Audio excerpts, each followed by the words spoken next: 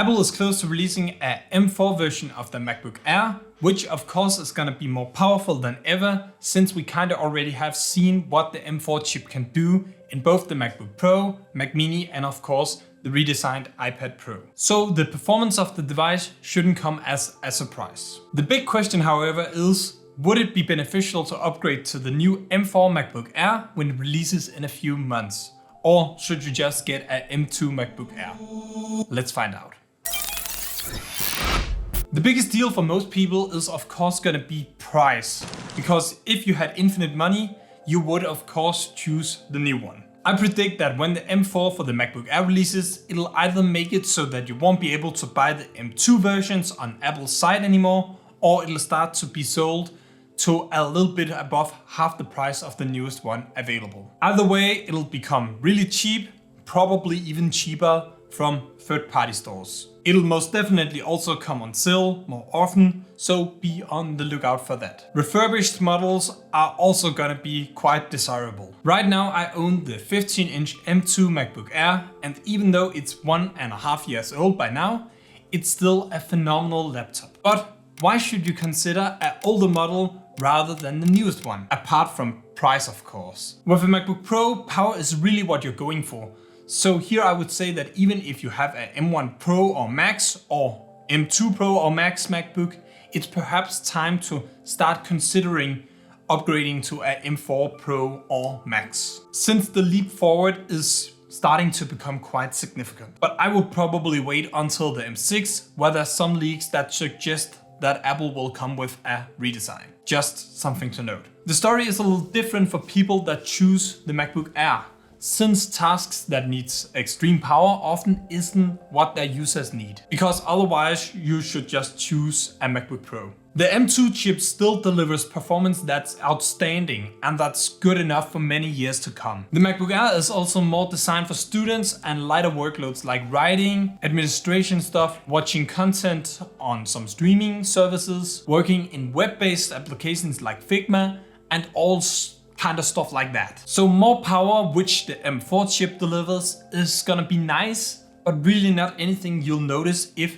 this is the kind of stuff you do with it. I've mostly been using mine to do basically that, together with some light video and photo editing, which, if I do say so myself, it handles absolutely amazing. I've never had any issues doing any of that. I did, however, have to edit a project where the people on set had used the Sony FX6 camera with its MXF file format. And to be honest, here I needed to make some proxy files, because it simply couldn't handle that at all when I came a little further into the project. But again, this really shouldn't be something you do on a MacBook Air, because then you should just get a MacBook Pro. But it was the only laptop I had with me on the go. At home, my desktop PC would have handled it like it was nothing. I'm not sure how the new M4 chip would handle something like this though, because it might be the same story, because yes, there's some improvements to the video encoder, but it's probably not gonna make a massive difference. You shouldn't be concerned about the battery life, since it's an aspect where they're gonna be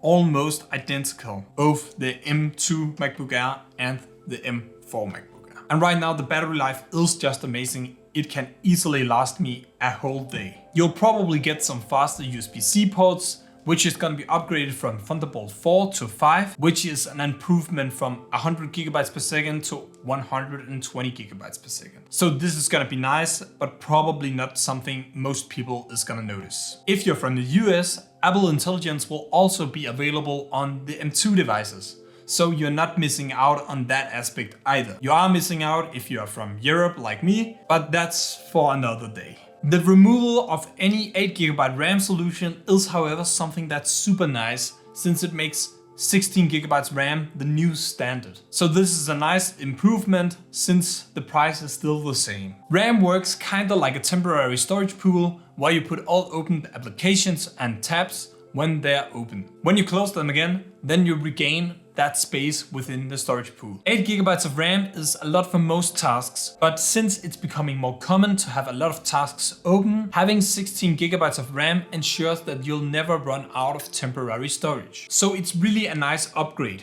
So the M2 chip is more than capable. Overall, it might just be 20 to 30% increase in performance from the M2 chip to the M4 chip. And just so we are clear, the M4 MacBook Air is not out yet, so all this is based upon what has happened to the M4 MacBook Pro performance-wise. So when it releases, it might be a little different from what I'm saying right here. The reason I chose the MacBook Air, even though the MacBook Pro might have been more beneficial for me, was simply because of the slim form factor, better price, and because a 15-inch model was released, which was something I had been asking for many years. The build quality of my M2 MacBook Air simply is just amazing. Everything from the super slim chassis to the premium aluminum build and amazing hinge to the screen. The keyboard's typing experience is still phenomenal, especially compared to the atrocity they made before this redesign, because that was horrendous. But this one is amazing. MagSafe works without a problem,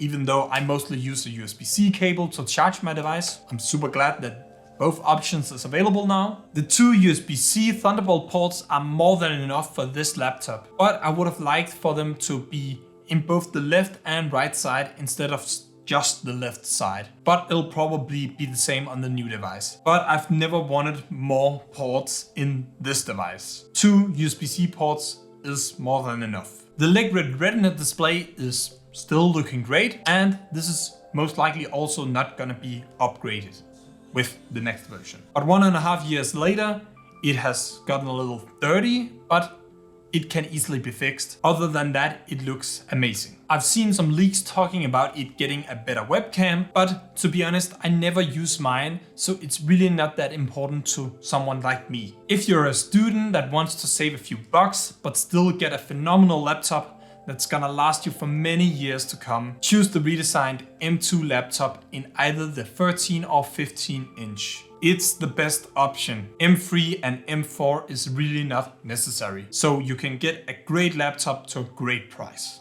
If you're a content creator just starting out, this might also be suitable for you, especially if you use some of Apple's own software like Final Cut Pro, since I've heard that it runs great on these M chips. But if you want to take it more seriously, you should really consider getting a MacBook Pro with an M Pro chip in it, since there's some media engine benefits in that chip. Even the M1 Pro refurbished would be a great choice. And in general, if you don't have really heavy workloads, the MacBook Air is really just gonna be the perfect option for you. The MacBook Pro is really just becoming something for the pro users. And as mentioned before, 1.5 years later, the battery life is still just amazing. It doesn't seem to have been degraded that much since I got it. If you're someone who's worried about not being able to update the software in the future, don't be, because not that long ago, Apple improved the duration for which you can update your device. It's now 7 years up from 5 years, which means that if you buy a M2 MacBook Air now, you'll still have around 5 years of software updates left. So it can still last for a long time. I agree that the new model with the M4 chip might have slightly better specs and also has the ability to last you a very long time.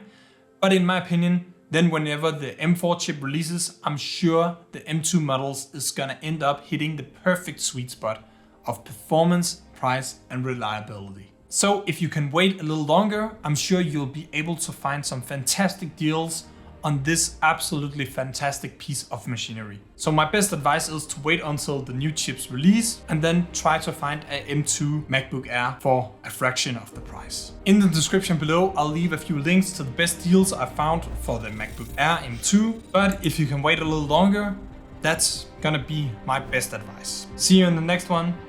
I'm out.